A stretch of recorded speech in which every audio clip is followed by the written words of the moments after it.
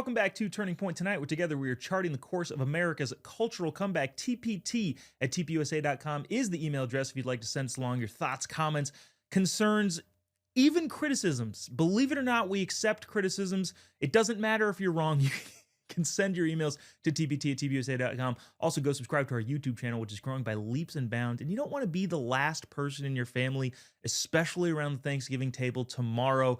When people are talking, hey, did you see that One Last Point episode from Turning Point Tonight? You're like, I don't even know what you're talking about. I only watch on Real America's Voice. That's great, but we do an extra segment of this show each and every day that only airs on our social media platforms. So go to YouTube, Rumble, Facebook, X, Instagram, all of the social media platforms. Honestly, shortcut, just type in JOBOB. You'll be able to find us there, as well as some of the more spicy social media content that we've put out recently that is doing very, very well on the Instagram and Facebook platforms. Okay, speaking of spicy, we've all seen what's going on really broadly throughout Europe. Specifically, we zoomed in on the UK. I'd like to take us to Ireland, where Laoise de Brún joins us. She is, okay, you're not called an attorney in Ireland. What is the proper term that's kind of similar? I'm a barrister at law. Barrister. So I have rights of audience in court. Gotcha. Okay, so that's the equivalent for us here in the United States as an attorney or a lawyer. So Laoise, I would love to open up the floor to you to kind of broadly guide our viewers through what the heck is going on in Ireland. We did a little bit of a story a while back of the turning trajectory of the populations throughout your country, but opening up the floor to you, what should the rest of the world be concerned about, but also knowledgeable of? I personally feel that Ireland is in many ways being used as a sort of petri dish, because if policy and law can be bedded down in Ireland, it's a PR win for these laws, even if they're not very popular with the people themselves. And so, for example, even though we had referenda that were voted on, often in a landslide victory, like for example, with limited access to, controlled access to abortion or gay marriage rights, they did pass.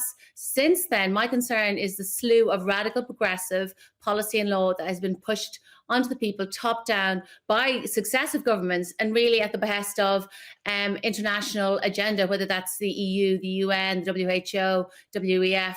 And it's very concerning because quite often these policies and laws are really at odds with the values of ordinary Irish people. And really, there's a disconnect between what we care about most, what families care about most, and what is being pushed on to them, onto the population, without consensus or consent or mandate. And two very good examples would be trans ideology. We have brought in radical self-ID, gender self-ID laws in Ireland since 2015.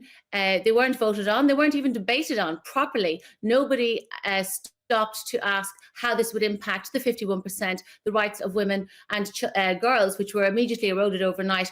Obviously, you've done some amazing work here in this country, whereby there has been a real pushback under the Trump administration. But in Ireland, unfortunately, that ideology has really bedded down. It's captured most of our health service, our Department of Health, our HSC, the Department of Education, and of course the DOJ. Within education, children in Ireland are being indoctrinated into gender ideology. Parents are not allowed to remove their children from class because it's brought into mandatory RSE, SPHE classes. And even though this is an infringement on the rights as parents, which exist in Ireland under legislation and in our written constitution, and those rights are very robust on paper, because it's been brought into either anti-bullying, LGBTQI anti-bullying, or those various sort of Trojan horse mechanisms, parents have no opportunity to remove the children from those classes, even if they want to. And then also we have full self-ID, whereby men in Ireland who say they are women are allowed to play female sport. They're allowed into female changing rooms, toilets. They're even sent to female prison and sent to female homeless shelters. So, okay, help me understand here. I'm vaguely familiar with the Troubles, the Protestants versus the Catholics in Ireland, and as bad as that looks from the outside, my understanding was at least they're both Christian factions. What happened between then and now to kind of tank the more standard, the more normal, traditional value system that Ireland upheld, even if there were, divisions in the different sects of Christianity? So, like it's my observation really that Ireland has transformed from the most Catholic country in the world to the most Mm. radical progressive country in the world. Hmm. And in many ways, we've almost like segued from one theocracy to the next because there's still so much social control um, within the culture, but it's a new religion. So whereas it used to be Catholicism, now it's very much like justice, a social justice theory, the religion of trans, the religion around open borders. These are kind of magical beliefs whereby, we're saying it is possible for a man to turn into a woman, for a woman to be a man. It is possible to change sex. I mean, everyone knows that's not true, right? But there's just a Yeah. very noisy locus of power, whereby the locus of like the power used to reside in the Catholic Church. Now it resides in the NGO industrial complex, in the academy, in the bubble, as I call it, the Oireachtas, which is our parliament. And these people hold views which really are so disconnected with the ordinary views of ordinary people. So there's just a growing disconnect between social policy that's been pushed onto people and what people really believe and care about. Now, I'm curious, and you might not have like in-depth information on this, but you kind of mentioned that it's outside kind of globalist forces coming in from, the people with the World Economic Forum or even the UK kind of pushing their ideas onto the Irish Parliament or Irish government. What advantage is there that these people are going against what the populace actually wants and believes in, and is just kind of doing their thing, like you said, top down, forcing all this agenda onto the people of Ireland? So I think what I've seen, and others have commented on this also, Irish culture is particularly mimetic, which is an evolutionary Mm. phrase. What I mean by that is we're far more likely than say other cultures. Irish people are very prone to kind of wondering and asking, what does the majority feel about this? What does the majority think about this? Rather than, what do I believe? What do I think? And what's best for my family? And because of that, there's a vulnerability there that is being exploited by our elites, by political elites. There's also, I think, a sense of it. I guess it's some kind of post-colonial hangover because we're a white country. It's not very obvious that we were colonized, but we were colonized probably for maybe the longest time of all the British colonies. So I think there's something there insofar as we don't really seem to have confidence in really who we are, and we have this need to get a pat on the head from Europe, to be the best boys in class, Hmm. to be easily cowed by these supranatural agendas and institutions rather than saying, we're a small little country. We don't really have any geopolitical significance, but we're just going to do what suits us. And you saw that recently with the referendum in Ireland. The government was trying to bring forward constitutional amendments. We've got a written constitution like you guys in the US. It's from 1937. And there's one article in particular, Article 41.2, the government was trying to remove at the behest of the UN, who said it was holding women back and it was discriminatory and old-fashioned. But the language, actually, when you read it, was quite beautiful because it said that the common good can't be achieved by the work of women in the home, the common good. The state cannot achieve the common good without this work. And to me, that was a very beautiful and radical Interesting. really acknowledgement of the unpaid work that women do, the whole society together.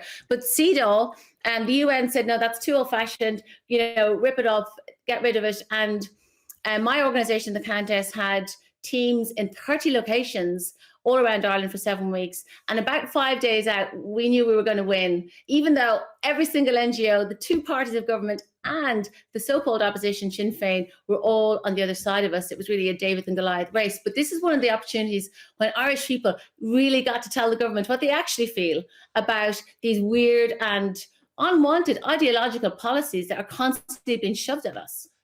There's so many things in your answer to get to that I'd be fascinated about. But at the beginning, you kind of said, well, Ireland is more of a mimetic culture. It means you're trying to assimilate as opposed to be an individual with thoughts, and that's where the term meme comes from. And people are familiar with online culture. But I think we saw a lot of that here in the United States too, post 9/11, the September 11th attacks on the World Trade Center. Interestingly enough, because Americans are so nice, the sentiment for Islam actually went up after those attacks. And it seems to be kind of what you're saying is there's this cultural element of like, well, go along because we want to get along. Everybody wants to be nice and friendly. And I think that has represented itself in the way that a lot of European countries, we included, in the past, have talked about, immigration, people coming into the country. What do you think needs to happen to break that for the people of Ireland or just Western people as a whole to go, no, I don't care if you think it's mean. I don't care if you think I'm wrong. I don't care if it's not the nicest way to do it. This is the way that we want society structured, and this is how we're going to do it. What needs to happen to break that?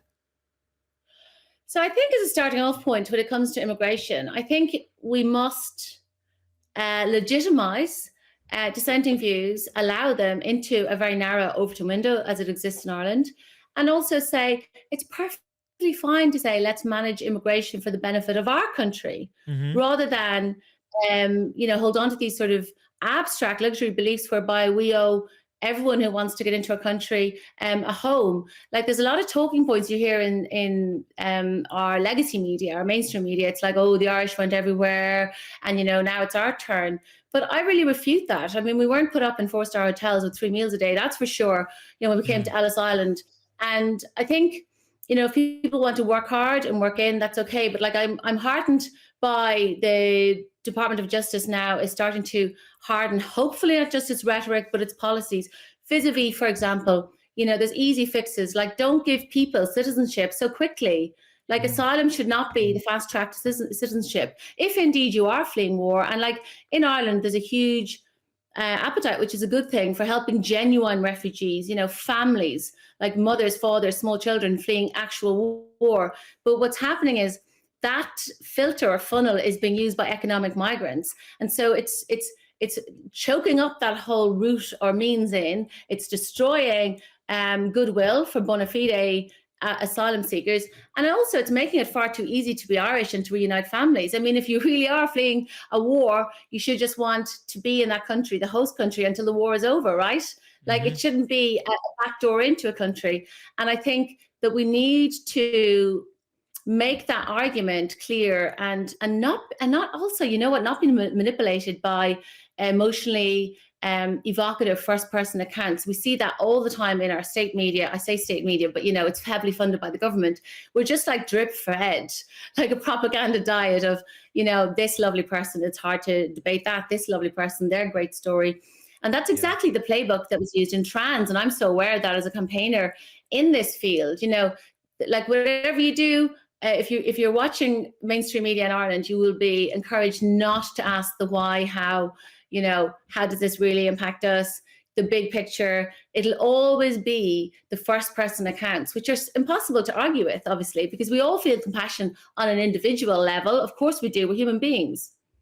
Yeah, no, that is something that goes on in our media all the time. It's look at this, poor beleaguered single mother of, okay, all that's fine, but that doesn't change the policy that should be in place in the United States of America. Laoise de Brún, thank you so much. I appreciate the conversation, and for our viewers, I think this is a really good insight into not only, of course, we here are America first, but also at the same time, there is a huge threat to the West as a whole. And it is good to see Western people kind of band together and say, hey, this is not how we want things to run where we live. If you'd like to do that somewhere else, go for it. But Laoise de Brún, thank you so much for joining us. Really appreciate you taking the time. Thank you. Thanks so much for having me on. Thank you.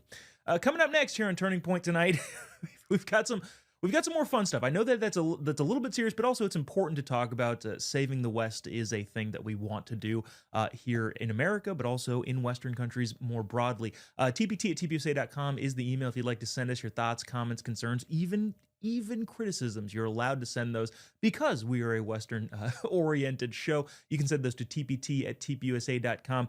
Coming up next, we're going to talk about, speaking of producer Glenn is shaking his head because we're not going to be able to put either one of these segments on YouTube. Talking about the trans weightlifter that dominated the field in Texas over the weekend, got stripped of his belt. Awesome. Good news, ultimately. That coming up right after the break. Don't go away.